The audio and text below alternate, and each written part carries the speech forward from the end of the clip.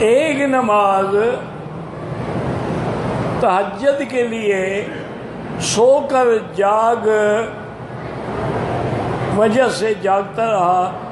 میرے بھائی یاد رکھو کہ یہ لوگوں نے مسئلہ بنا لیا ہے کہ تہجد کے لیے پہلے سونا ضروری ہے، سو کے اٹھے. غلط بات ہے. عشاء کی نماز کے بعد سنت مؤکدہ اور وتروں کے بعد جتنی بھی نفل پڑھو گے سب تہجد ہے.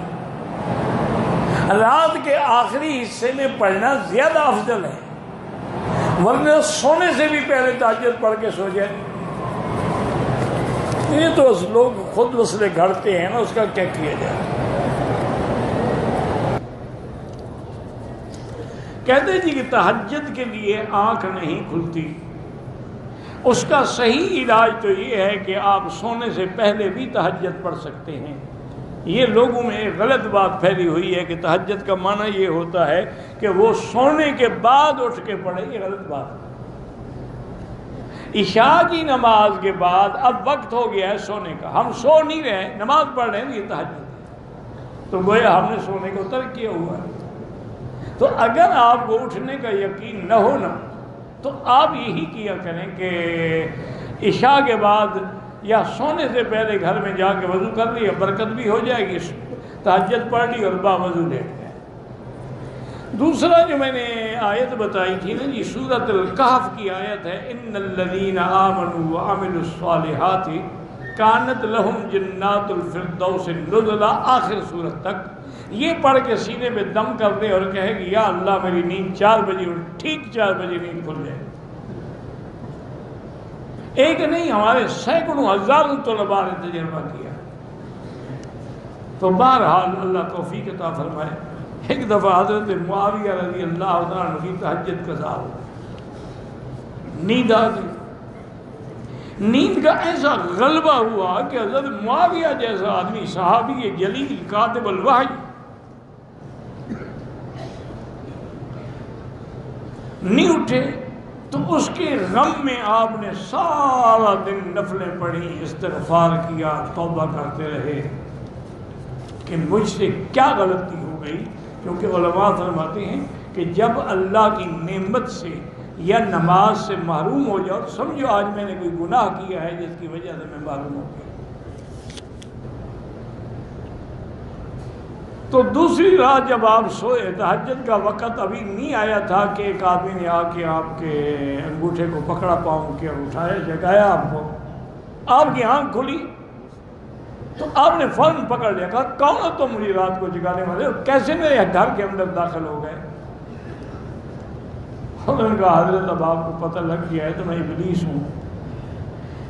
بھی ابلیس ہو کہ مجھے تہجد کے لیے اٹھا رہے. انہوں نے کہا حضرت کل جو سارا دن آپ نے عبادت کی، استغفار کیا، میری تو گردن توڑ ڈالی آپ نے.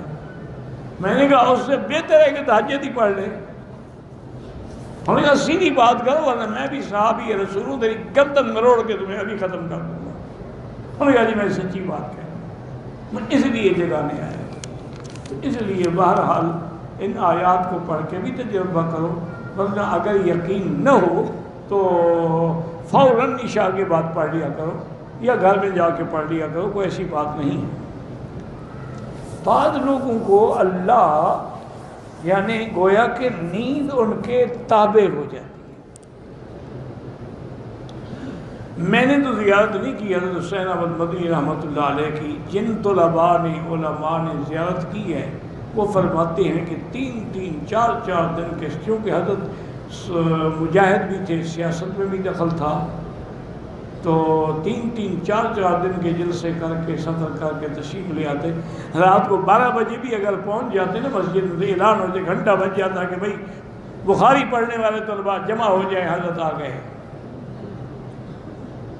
طلباء جب آ جاتے تو ان سے گزارش کرتے کہ بھائی میں تھکا ہوا ہوں، اجازت ہو تو آدھے گھنٹے کے لیے سو جاؤں. میں نے کہا جی ٹھیک ہے. اب طالب کتاب کھول کے بیٹھے، حضرت نے سر رکھا اور فوراً نہیں، ٹھیک آدھے گھنٹے کے بعد اٹھے، وضو کیا اور درس شروع کر دیا. تو بعض لوگ ایسے بھی ہوتے ہیں. اسی طرح کا ایک واقعہ حضرت شاہ جی رحمۃ اللہ علیہ نے بھی عجیب لکھا ہے. ان دنوں میں شاہ جی عطا اللہ شاہ بخاری اور حضرت مدنی کا اختلاف تھا، چونکہ یہ احرار میں تھے، وہ کانگریس میں تھے، بڑا اختلاف تھا، ایک دوسرے کے خلاف جلسے بھی ہوتے تھے، اشتہار بھی چھپتے تھے، بیان بھی ہوتے تھے۔ حضرت فرماتے ہیں کہ میں رات میں 1 بجے تقریر ختم کر کے آ کے کمرے میں لیٹا، تھکا ہوا تھا، میں نے دیکھا کہ کوئی آدمی مجھے دبا رہا ہے، لیکن اس کے دبانے سے مجھے آرام کے بجائے تکلیف ہو رہی ہے۔ میں یکدم اٹھا تو حضرت حسین احمد مدنی تھا، میں نے کہا حضرت یہ کیا کر رہے ہیں آپ؟ کہا بھائی، میں نے کہا تھک گئے ہوں گے، مجاہد آدمی ہو، میں نے کہا کچھ میں بھی خدمت کر لوں۔ میں نے کہا حضرت میں یہ نہیں برداشت کر سکتا کہ آپ مجھے میری خدمت کریں، آپ حکم فرمائیں۔ انہوں نے کہا میں اس لیے آیا ہوں کہ ان لوگوں کو جلسے کی تاریخ دے دو، تمہارے پاس تو مہینوں تک تاریخ نہیں ہوتی۔ انہوں نے کہا حضرت آپ کے لیے کیا ہے، یہ ڈائری ہے، جہاں مرضی ہے لکھ دو۔ اختلاف اپنی جگہ، ادب یہ تھا۔ آج یہی وجہ ہے کہ مولویوں میں اختلاف ہے لیکن ادب نہیں رہا،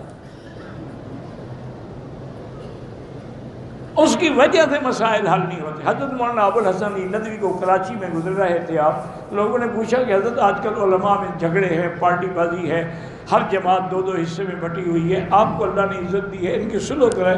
فرمایا بھائی صلح تب ہوتی ہے کہ جب بزرگوں میں شفقت ہو اور چھوٹوں میں ادب ہو۔ اب بزرگوں میں شفقت نہیں رہی اور چھوٹوں میں ادب نہیں رہا تو صلح کیسے کرائیں؟ میں نے کہا بھائی میں نہیں کرا سکتا۔